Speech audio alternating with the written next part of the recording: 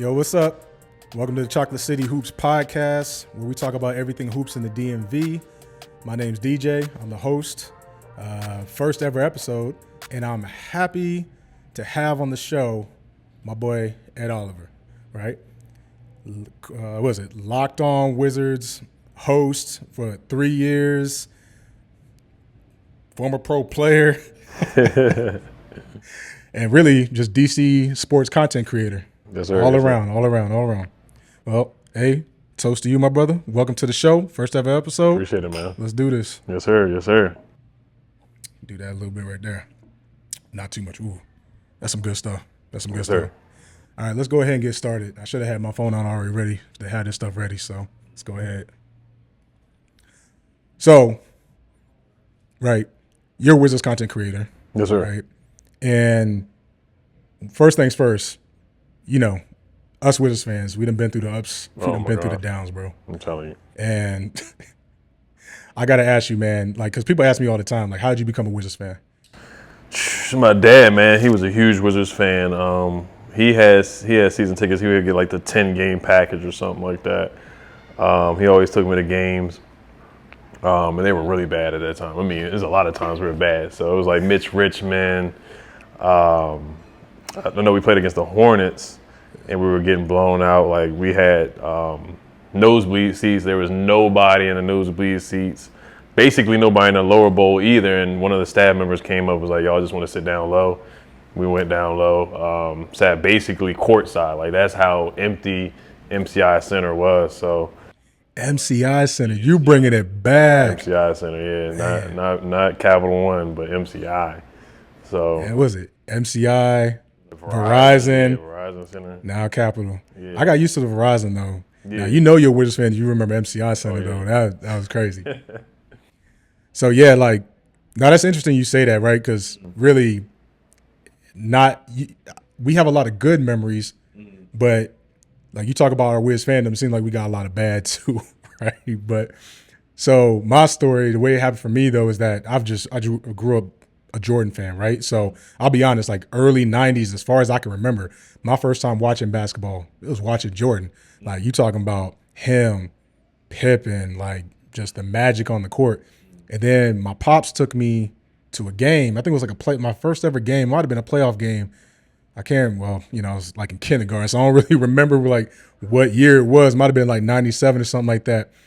And they were facing at the time, the Bullets. And man, like the magic on the court, no pun intended, the magic on the court that Jordan and Pippen, but just watching Jordan, man. And from that time, it was like I was just a lifelong Jordan fan. So fast forward, Jordan retires.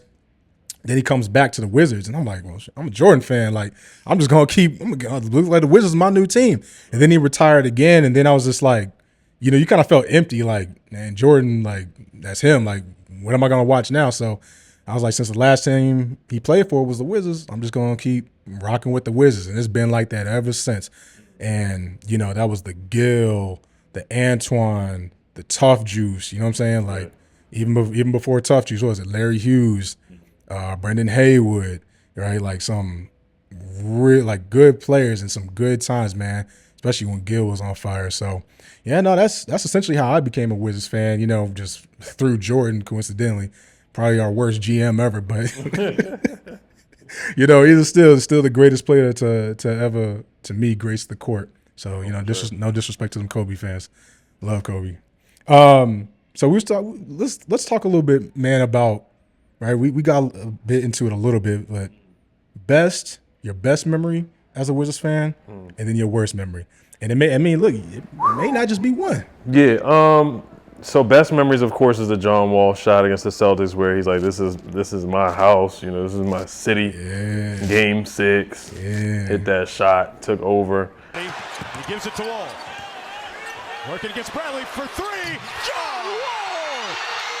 What a shot! And then, of course, there's always the Gilbert Arenas moments where you talked about Kobe, where he put up 60 on Kobe. The shot where he turns around against the Jazz and just puts his hands up, knocks it down. Where Nick Young tried to do it, but he can't be like Gil.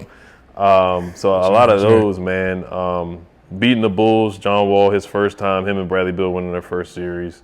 That was good to see. Paul Pierce, I call game. That was a cool moment. So, yeah, I mean, even through the bad, there is a couple game winners where you can really point to where Gil took over a couple times. John Wall to dunk on Schroeder where he puts it behind his back, where he dominated that series against the Hawks. That's right. Yeah, he definitely dominated that one. Yeah, and then sweeping the Raptors.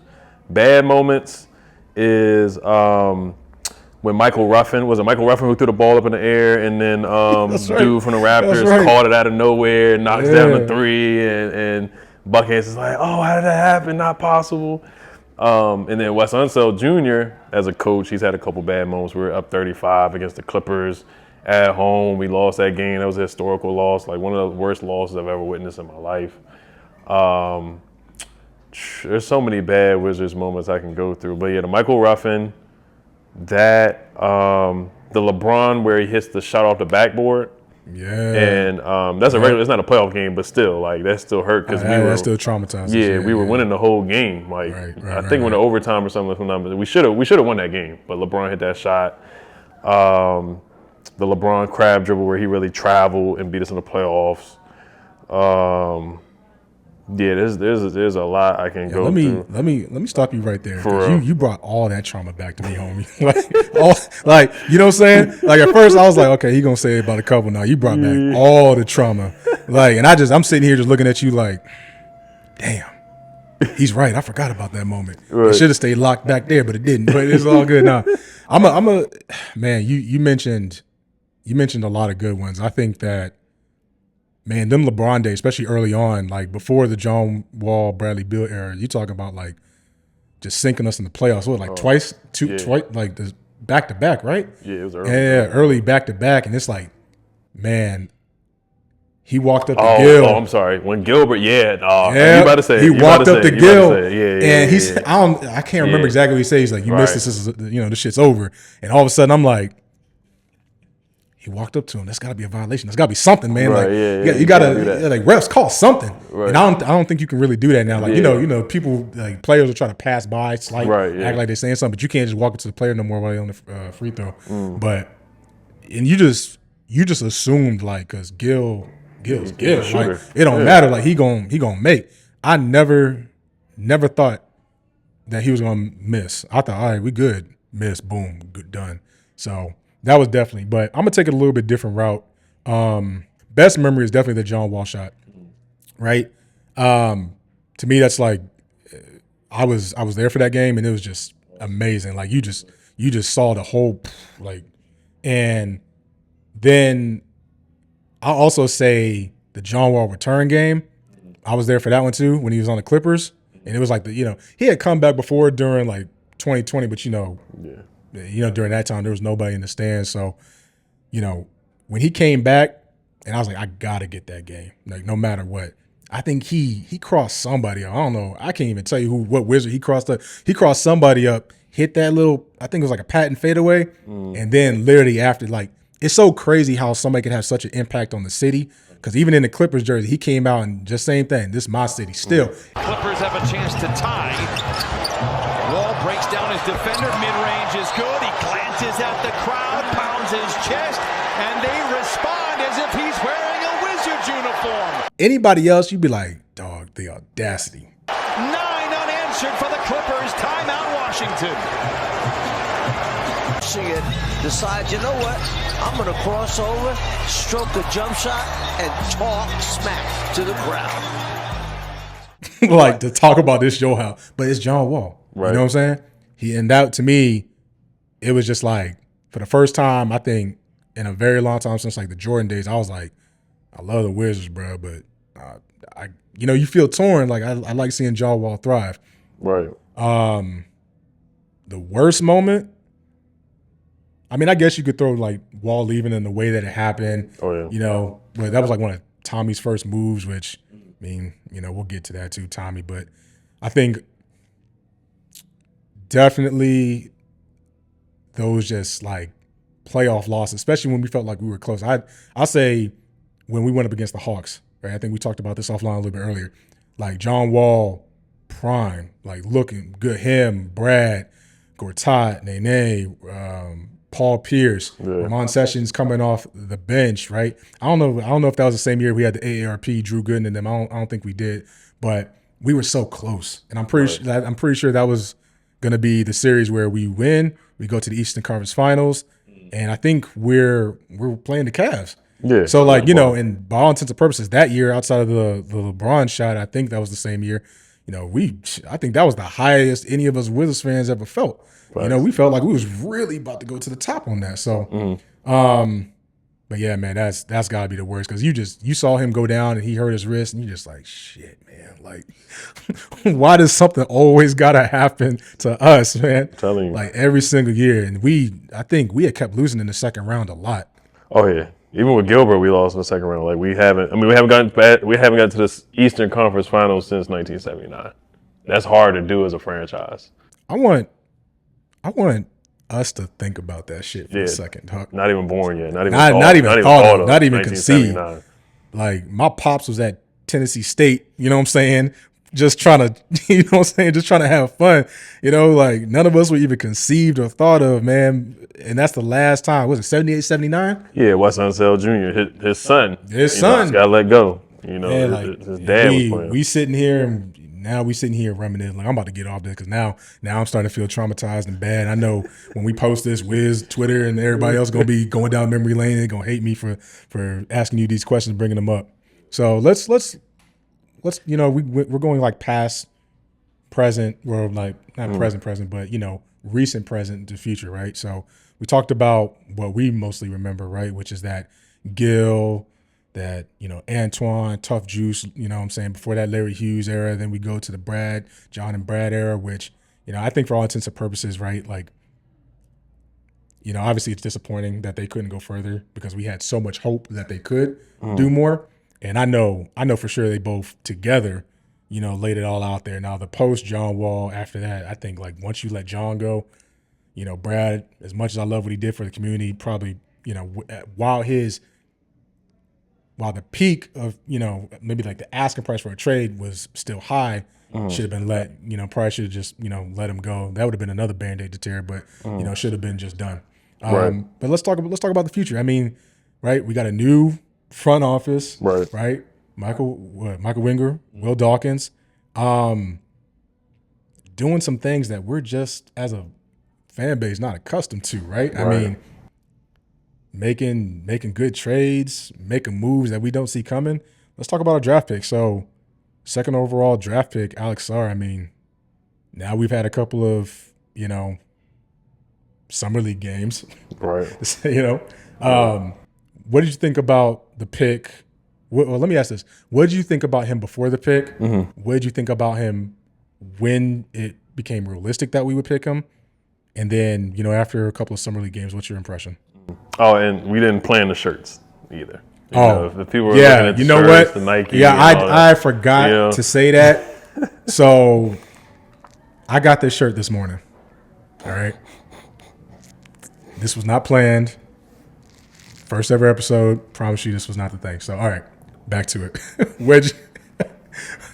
Thank you for reminding me of that because I know they was probably looking at it like, damn, like, what they trying to be twins today? What they trying? Nah. So, all right, what do you think about Sarr?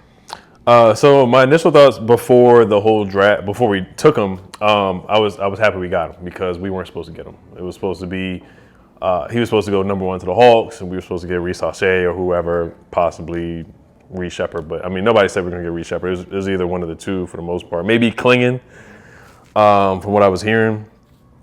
But I thought he was talented. I mean, he blocked a lot of shots. He can run the floor. He can put the ball on the floor. He's 7'1" guy that can move. Nowadays you do see 7-footers that can move, but he was a 7'1" guy that could shoot it a little bit, can move, run the floor. So I was excited, and I still kind of am. I'm not going to let a couple summer league games make me disappointed, which I understand. Yeah. He has not looked good so far. Not at all. He's been blocking shots. Yeah. I'll say that, but 0 for 15 from the field. 0 for 7 from the 3-point line, like that's really hard to do. So, and he looks like he's not very physical. He needs to get in the weight room. Doesn't really like banging in the post at all. Kind of shies away from contact. Doesn't really set screens either. Hasn't been much of a lob threat. But you see why they got Valanciunas. Like, they got him because he wants to play the 4. You know, he didn't want to go to the Hawks and play the 5. He wants to play the 4. Yeah. He declined to work out with the Hawks. So, I mean, right now, I just think they got to toughen him up. They got to get him in the weight room. I would like to see him work out. I don't know if they could bring in, like, somebody to help. They're going to bring in Valanciunas to help toughen him up and whatnot. But, yeah, like somebody like Kevin Garnett, may have him play down at the. I'm just joking. Like play at the Berry Farms or the Farms. I'm just toughing him up a little bit, you know. So, yeah. But I see the talent, man. I see the talent there. But the shot selection, like it was a 4-on-1 fast break, and he pulls up and he shoots a 3. Like I get it. This is what basketball is nowadays. People shoot fast break 3s because of staff and all that. But you're 7'1". You need to go down and dunk on somebody. Like that's what you got to do. And that's the thing, right? Because you saw a little bit of that finesse in some games, right? Where it's like you see a 7'1" big dribbling full length of the court. I'm not saying he's Wemby, but you know he does a Euro step and then finish. But you also kind of think to yourself like, why not the Euro step dunk? Like you know, kind of like, and I know this is gonna make some people sad, right? But that was one of Denny's problems at first. Remember, he couldn't finish at the rim. Yeah. And I'm not saying, you know, SAR's like that, but he, you know, it took a while for Denny to understand how big he is. And then he started kind of doing that, like, almost like Kuzma must have taught him some of that, right? He just, like that little Euro bump, and then, hey, I'm dunking over you every time. Right. No more of these layups, right? So, you know, hopefully we do get to see him, you know, toughen up and, you know, get a little bit stronger and things like that. But look, I'll say this, right? I don't know what game it was. He got baptized. I don't know. Somebody. I think it was Cam Whitmore. Yeah, boy, somebody. And Bryce McGowan's. He's got dunked on a couple of times, which it happens. You know, it happens. But you know, I mean, yeah, I want to see him do more of the dunking on people or just finishing hard, and it's going to take time. But yeah, I mean, he just looks like he's a little. He doesn't like contact at all. Like he doesn't like being physical or none of that. Like he's trying to play like Kevin Durant. Like he said, he looks up to Kevin Durant, which I get. Yeah. A lot of people from this generation do. But Kevin Durant, it's a different animal. That's a different beast. You know? Like So you're gonna have to play from the inside out. Like I want to see a face-up move. I want to see a face-up jumper. Like some, you know, I'm not expecting him to bang in the paint all the time, but he's got to show me like a hard screen. I haven't seen him do that yet. I haven't seen him roll to the basket hard. Like he's usually popping out. Like there's a lot of coaching and different. His mentality needs to change. That's right. I know. I agree with that. I think.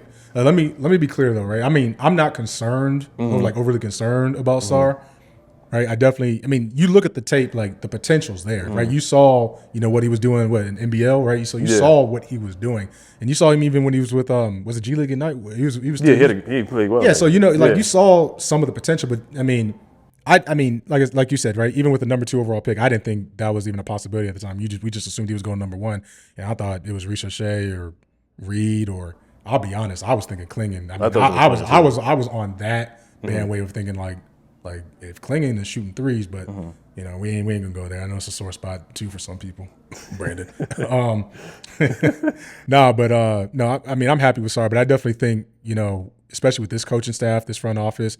I mean, look at Bilal. Like we didn't think that where he like coming out the draft, you know, him coming on late and then him kind of being rumored that, you know, he was gonna be a lottery pick. And then we picking him. I mean, we kind of saw the tape, and we was like, okay, we didn't think he was going to be, but he did pretty well. Like I think at least for me, he exceeded expectations. So when I think about this coaching staff, right, Brian Keefe right now, full-time head coach. I mean, I trust that coach staff in that front office to get him right. Like he got baptized once. It won't be the last time. You know, every rookie got to go through it, so he'll be fine. Let me ask you this though, right before we move on to the next pick, floor and ceiling. For Sarr? For Sarr. That is a good one, man. I mean, I know he's been compared to Evan Mobley, which I could see when he kind of gets more used to the NBA game. I could see that. Him playing the 4, kind of like how Evan plays the 4 and Jared Allen plays the 5. I've seen Jaren Jackson Jr., he played with Valanciunas too. So he was the 4, Valanciunas was the 5. Some people say like Jonathan Isaac because his defense. Jonathan Isaac is a good defender, but Jonathan Isaac has been injured through the majority of his career. So I can see that too. And then he wants to shoot the 3 so much. So I was even thinking like Channing Frye a little bit. I know he'd be a better defender than Channing Frye, but the way he's been playing is kind of like Channing Frye because Channing Frye is a three-point shooter. He's shooting so many threes, and that's what he wants to do. I think the threes are going to go down during the regular season, though. But like worst case scenario, I think Jonathan Isaac, which is it's not a bad thing. He's a good defender, and you can rely on him to protect the paint. That's what I think. Sarr can be a good paint protector, shot blocker. The offensive game is going to take a while, though, as you see. Look, man, if he can, you talk about floor, right? If he can still be Channing Frye, I mean, I know like number 2 overall pick. I know people are going to like that, but you know, Channing Frye was good. Was on the Cavaliers championship team. Yeah, on the Cavaliers. I mean that, you know. So we're not going to get into next year's draft class, but if you're talking about some stars in next year's draft class, I mean, you got to have like a number 2, right? You got to have number 2, and these days you got to have a number 3. So I mean, you know, if he can turn out to be a solid number 3, great, right? If he can really, now you're talking about Triple J, because that, I mean, especially when he's talking about he wants to play the 4, right? Because when I see Evan Mobley, him and Jared Allen, Jared Allen, I kind of feel more like that matchup, you know, it's kind of old school. And I'm not sure if it works, but I don't know how long that's going to keep going. Like, and I think Mobley probably going to move to the 5 eventually. That's what I think. And with, you know, Sarr is essentially saying he wants to, you know, play the 4, or at least that's what we're thinking, right? Maybe he just remains the 4 and he turns into that Triple J, and then maybe in some small ball. No, I mean, he ain't small, but in some lighter lineups, he plays the 5. So, you know, ceiling, Triple J, floor, Frye, hey, I'm good with that. But last night, I will say, did you watch the game last night? I didn't get to watch. I watched a little bit. I didn't watch. Yeah, the I full watched thing. a little. I saw he made like a nice rebound, offensive rebound. I passed did. it Yeah, out. you're right. Yeah. He had a nice block. So there's things like, it's not all about scoring. You know, can you defend? Can you rebound? So he's doing some of the little things well, and that's progress. You know, so he had 11 rebounds. So I'm like, okay, at least rebound the ball. Yeah, because I don't think he was rebounding the ball extremely well. I mean, again, I think you get so distracted by him getting pushed out the lane, and I think that's what you're saying. Like, even sometimes when he would box out, like doing the right thing, he's just getting moved. Yeah. Like, hey, bro, we need you to get in that weight room all day. Like, stay. Like, you know, I'd be okay even if like the shot wasn't that great this year. I'd be like, hey, look, focus on hitting that weight room and getting bigger. Like, you know, because I think also too, now I remember he said that he tries to model his game after like a Giannis, and we all know Giannis can't shoot worth shit. Great basketball player, but you know, if he could bulk up, because remember Giannis came into the league, he was skinny, real skinny, like a stick. Yeah, so he comes, you know, hey, look, even then, if Sarr can bulk up like him and you know start bodying people and get into, hey, look, that's cool too. We could definitely, you know, he could definitely do that. But no, I agree with you. Yeah, I do remember that play from last night, right? I mean, we're not gonna talk about how like they were up, you know, by like 12 and come back and they had to do that, but you know, still he grabbed the rebound, passed it out. Was it Baldwin Jr.? Yeah. He hit that 3, and you know, so that was a good pass out, right? So rebound pass, so that's good. Now, if he continues to do that, I think we'll be good, right? I think rookie season, I'm not really expecting much. I mean, I don't. What are your expectations for him? After what I saw, it's going to take a long time. It's going to take a long time. Offensively, it's going to take a long time, but I just want him to set better screens. Let's just start from the small things first. Set better screens and just rebound the ball. If he can go out there and give me 10 boards, run the floor, catch a lob, get it off the glass, put it back. Let's start from there, and then I want to see him try to either make a good move in the post. It doesn't have to be a strong back. Like, he's never been a back to the basket kind of guy, but I do want to see him face up. I think he can put the ball on the floor. Like, I think he's a solid ball handler. I think he's a better ball handler than a lot of big men in this league, for sure. Oh, yeah, for sure. Yeah. So that, like, let's try to tailor his strengths, call some plays for him. Can Jordan Poole get him some looks? Can Brogdon get him some looks? Just try to make the game easy for him. Just a lot of rim running, lobs, pick and roll. But I want to see him roll to the basket. I know we had Gortat in the building, hoping on Gafford with some screens, so maybe bring him back for you. I know Gafford struggled a little bit with the screens here and there, but start with the little things first. You know, not make it too complicated. And I don't want him to pressure himself with, I'm trying to hit 5 threes and I'm shooting 7 threes a game. Like, so basically just like don't force it. Yeah, let's not force it. And I think Valanciunas will help him out because he's not going to have to. Oh, he gonna help him out. He's going to help him. He's not going to have to bang with Embiid like Valanciunas will be banging with Embiid. And Nikola Jokic and Sabonis, like all Jared Allen. We were talking about Jared Allen. So all the other bigs, I do want him to mix it up with those guys too, just so he can get used to everything and just get stronger, like eating the steaks, weight room. But my expectation is probably like, let's start with like 8 points a game and let's get 8 boards a game. I want to challenge him to rebound. That's the biggest thing. I'm like, hey, go out there and rebound. Look, man, if he forget the points for a second. Yeah. If he can get, let's say even, whether he starts or comes off the bench, if he can average double-digit boards, right, offensive. And give me 2 blocks. Yeah, that's it. Yeah. That's it. Average about 10 blocks. No, sorry, not 10, but 10 rebounds, like 10 blocks. 10 rebounds, 2 blocks a game. Hey, look, that's a good start, right? And not looking for him to be shooting like 40 from the 3 for the clip, none of that. But let's go ahead and get to my favorite pick. Oh, yeah. Yes, sir. Right? Let's get to Bub Carrington, right? Traded up with Portland, traded Denny, right? And so far, I mean, Bub looks like a dog. He does. He almost flirted with a triple-double that first game. Oh, and yeah. then, the second, third game, last night's game, he looked a little bit, like he was 18, right? He's a kid, but right. overall looked good. So I'm going to ask you the same thing, right? Maybe not necessarily because I don't think any of us saw this trade coming, right? I mean, but let's talk about that actually. Like, what do you think about that trade with Portland, Denny, and then eventually drafting Bub and yeah. At first, I didn't like it because Denny finally really peaked. Like he was dunking on people, finishing with his left hand, dribbling with his left hand. Like that's stuff that we were waiting on him to do. Like he would not drive his left hand. He always went to the right, or if he did go to his left, he would spin back to get to his right. So it was like we finally seen a Wizards player develop. Like all our draft picks, like we never really get to see them develop. Only really John, Brad, a little bit of Otto, and then Rui developed a little bit. We traded him. Kelly developed a little bit. We traded him. Then Johnny just hasn't really worked out so far. We're going to trade him. Yeah, we're going to trade him. Or he might, I don't know if he's going to end up like Killian Hayes and not even make the team, but we'll see. Who knows? But, yeah, so it was just like, man, we finally see a guy get better. He had a 41-point game and 15 boards. Like, it's like, yeah, Denny, he's looking like Turbo. He's turning up. Yep. So it was like, dang. And everybody says he didn't fit the timeline. To me, he's only 23, 24, and we just brought in Sadiq Bey, who's 23, 24, and I like Sadiq Bey a lot too, so I'm happy with that pickup. DMV product. Yeah, DMV guy. Yeah, went to Sidwell Friends, all that. I thought Denny fit the timeline personally. I know the contract in 2 or 3 years they would have had to pay him more and all that because he was playing better, but I thought he would have played well with some of the young guys. I don't think he would have hurt their development, in my opinion, but. I love getting Bub, man. I love getting Bub. And you get a 29 first. It's 4 years from now, so it's like who knows what it's gonna be. You got they in 2 middle seconds. school right now. Yeah, in middle school. You get 2 seconds, and then you get Brogdon, who's still a good player. Brogdon's a good player.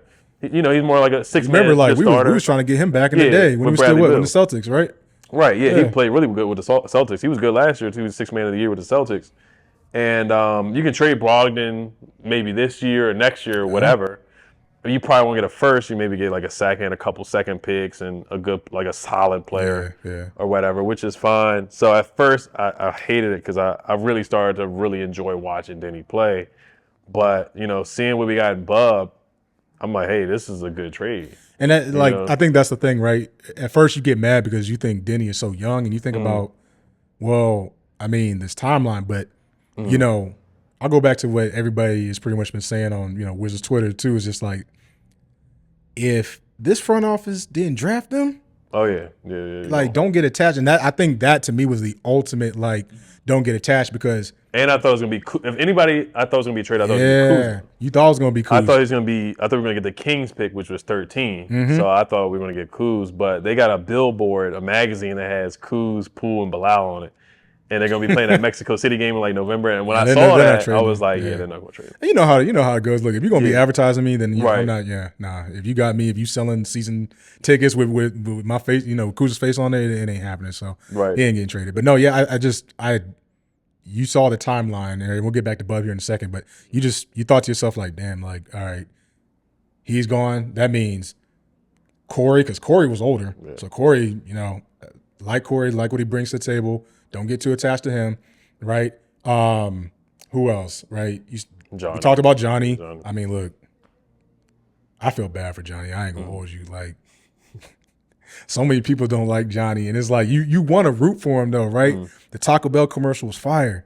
Like you just, you know what I'm saying? I ain't ate Taco Bell in years. I ate a lot of other things, but I ain't ate Taco Bell in years, man. I was like, hey, that's chalupa, man. Like, you know, whatever. But anyways, man, let's, you know, the point.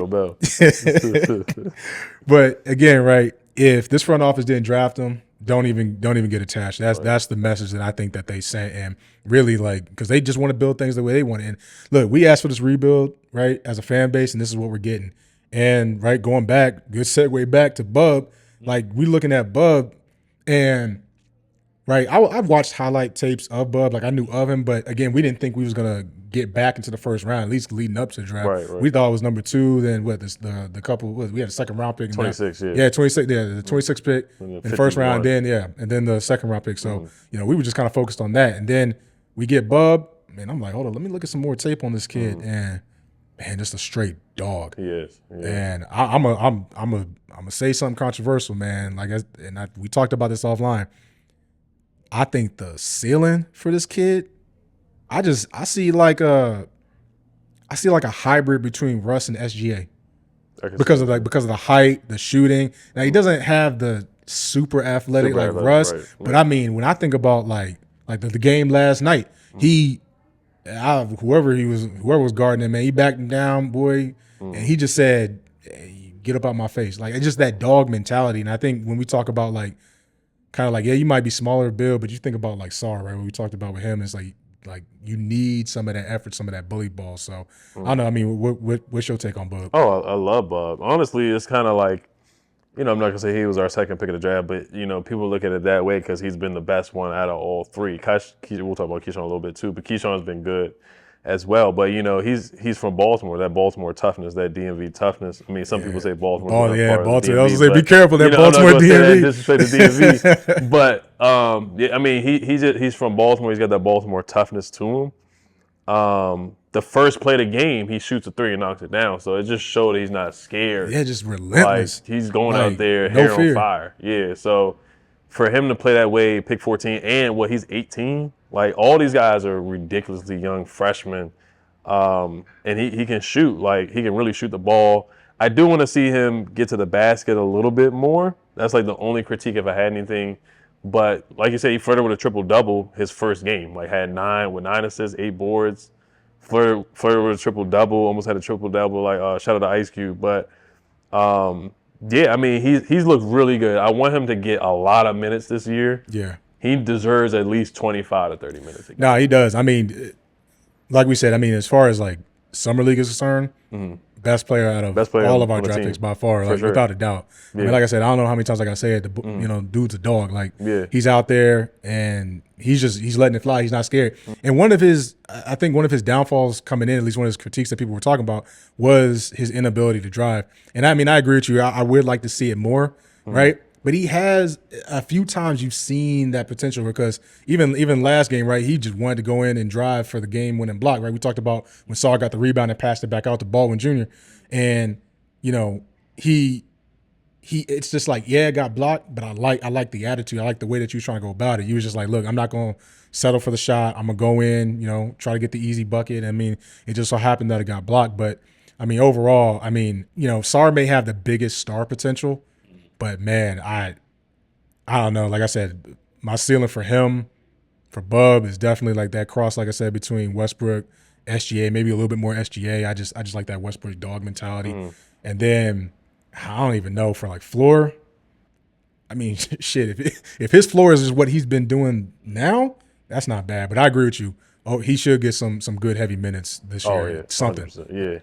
Yeah. Now Bub, I think what happened was they watched his workout because he came in for a workout. Oh yeah, that's right. I think they just fell in love with what they saw from the workout. And they were like, okay, yeah, we're just gonna trade. That was that last minute workout, right? Yeah, it was like a last couple of days before the draft, and they were probably like, hey, we're just gonna trade Denny for this 14th pick. Bub should be there, and they got the guy they wanted. So he could be what they envision as you know, with the Thunder Will Dawkins at SGA. So maybe they do see a little bit of that in him.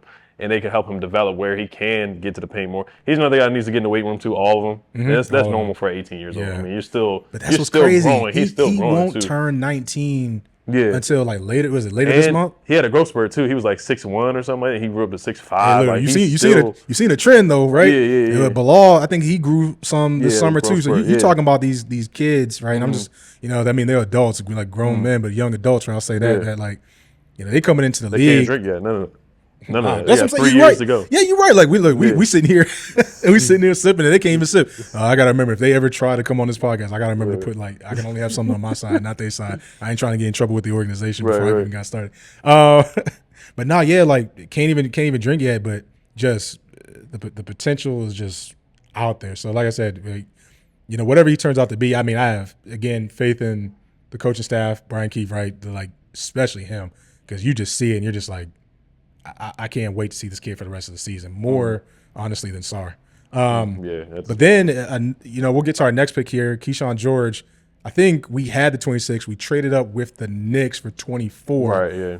And I'm in my mind, I'm thinking, who do they want that bad to trade up 2 spots? Right. Like that was my first thought. I was like, and then they selected Keyshawn George out of Miami, and then I had heard about him right from your podcast. You talked about him a little bit.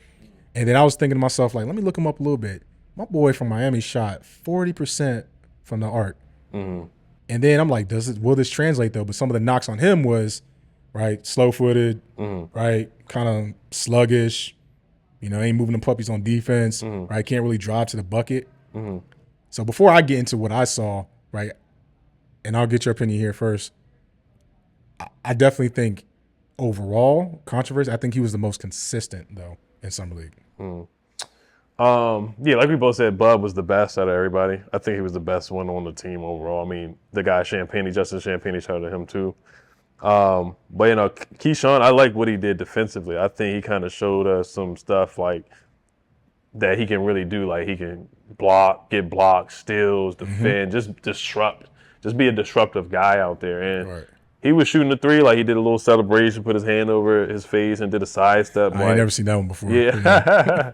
Yeah, so I mean, he can pass too. Like, we got guys that can do everything. We got guys that can shoot, put the ball on the floor. It's not like a one-dimensional or a role or just like a specialist. We didn't get any specialists. We got guys that can do it all: pass, board, get to the basket. And he was getting to the basket a couple games too, which I like too. Like he's trying. You can tell he's trying to work on things while he's out there. And I feel like you brought up, he has improved game by game. So but yeah, he has been pretty consistent. He's giving you like 7 points, 10 points here and there.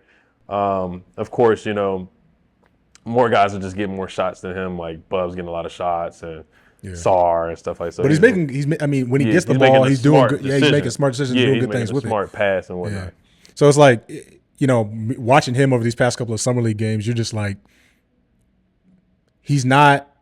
I think it was maybe one time where I was like, he probably shouldn't be bringing the ball up right here, because you get some of them tinier, faster guards where maybe he could be a little bit tighter with his handle. Yeah. But other than that, I mean, you're talking about coming off the pick and roll, coming off the screens, right, and shooting the 3 when he gets the opportunity. Playing defense, a couple of block shots, grabbing boards, and I mean, what's he like 6'8"? 6'8". So yeah. I mean, he's probably still growing too. Yeah, he's probably still growing. I mean, they're all growing. I mean, that seems to be the thing for this front office, right? Get these kids that ain't fully hit their growth spurt yet, and you're talking about the possibility of. I mean, just if we're looking far into the future, right? We don't know, but like you're talking about Bud playing the 1, right? You're probably talking about either. But I think Keyshawn probably playing the the 2. You're talking about 6'8" shooting guard. Then you got Bilal probably right, more of the 3 and D mode now, but the potential, right? He's 6'8", still growing. Probably playing the 3. And, depending on where Sarr ultimately ends up being, right, probably the 4 or the 5, and, then we looking at 2026.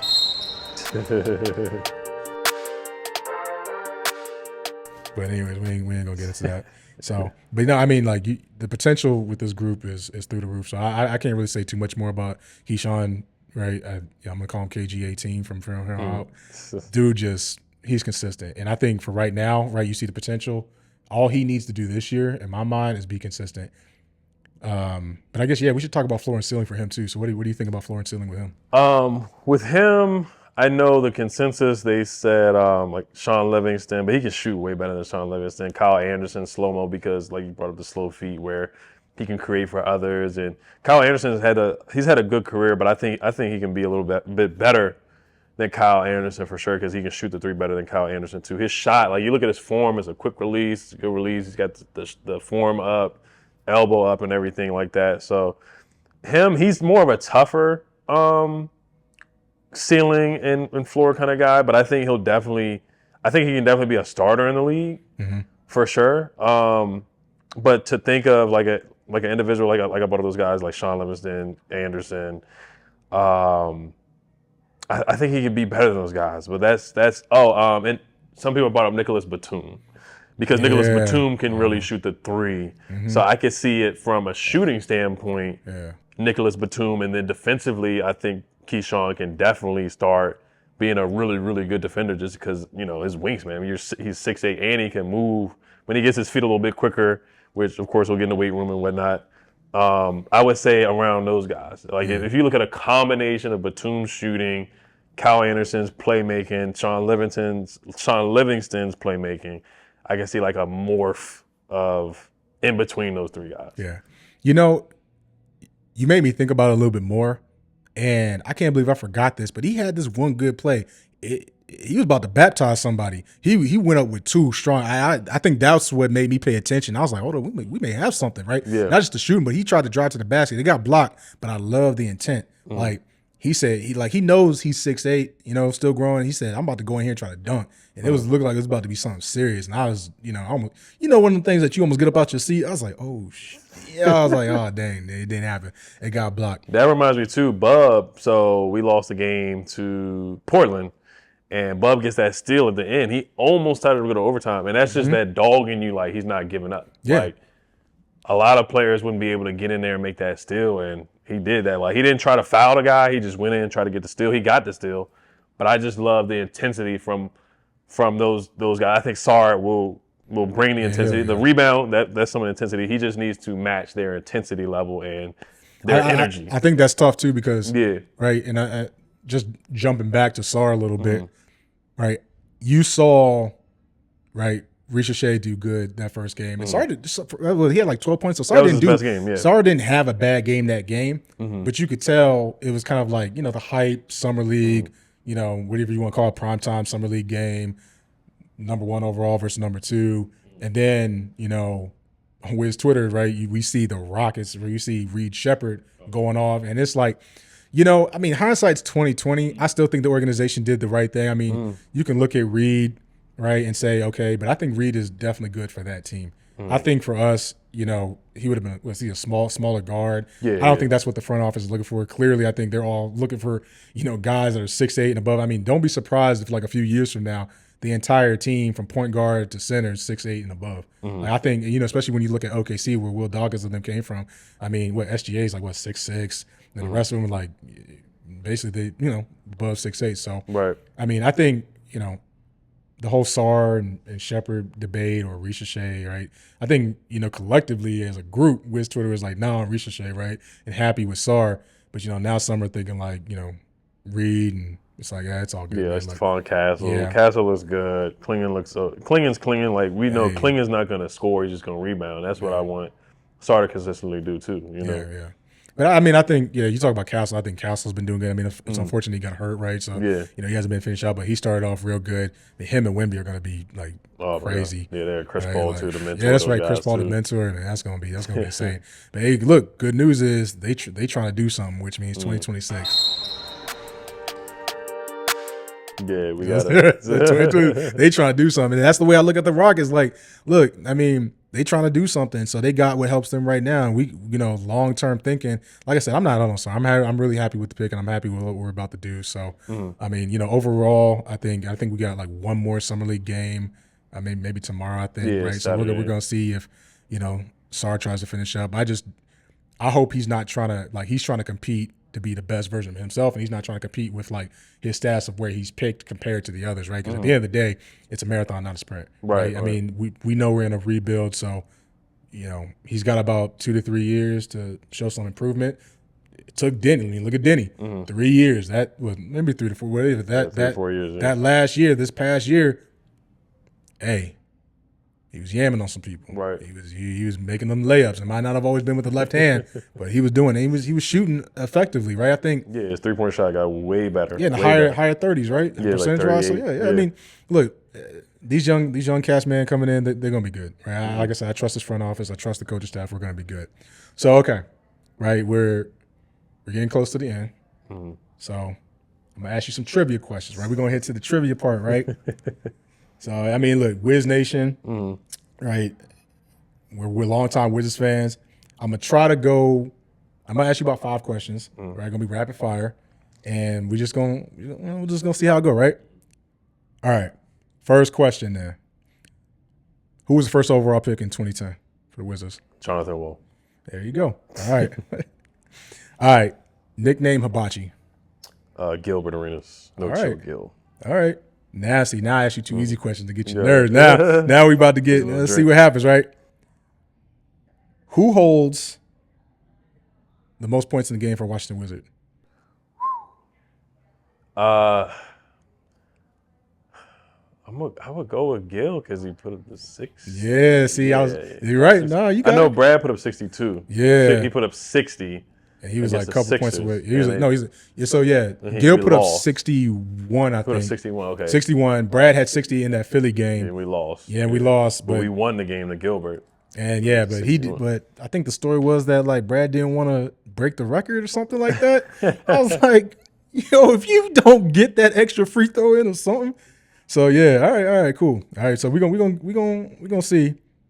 I mean, I was gonna ask you this question, but we're gonna throw an extra then. You know, when did the Wizards win the championship? 1978. There you go. Yeah. All right, cool. Let's see if we can get a hard one in. Okay. What year did they change their name to the Wizards? Oh, that's a good one, man. Was it 97? Yeah. 97, yeah. Okay, man. 97, Look. yeah, You got it. Yeah, 97. I'm sitting here thinking these are hard questions. Yeah. I know this one gonna stump you. All right. What was the original name of the Washington Wizards when the franchise was established in 1961? Was it the Zephyrs? What's the Zephyr? I've seen that Zephyrs jersey before. Yeah. No, I'm thinking 2K too. I'm like, I've seen this ever. Zephyrs. Wizards. So Bullets, Wizards. It's gonna be tough. If it's not the Bullets, 1961. It's tough. the Baltimore Bullets? Nah. I'll give you one more guess. Sheesh. And it's not the Bullets or the Zephyrs. I'll give you a clue here. It wasn't even in DC. It wasn't even in DC. It's a completely different state. So not, Which really, I guess. So not Baltimore, not. No. I mean, when was the NBA even established? Because what was the ABA and NBA? Yeah, it's ABA. So this might have been an ABA team for all I know. Oh man, yeah, you got me. All right, Chicago Packers. Oh, hell, I didn't even never, like. And look, if somebody comes and fact checks me for that, That's an ugly. come for me, yo. I just looked it up and I was like, look, I didn't even know that. I mean, I remember hearing about the Chicago Packers. That's right? an ugly Like, combination. Yeah, it is an ugly combination. I don't even know how that went down. But anyways, all right, man. Thank you for coming on the show. Yes, sir. And Yes, you, sir.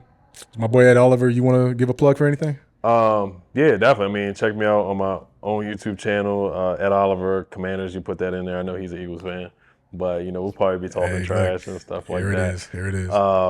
And then there's times where I'm on Bleacher Report here and there with Brandon, my guy Brandon Scott.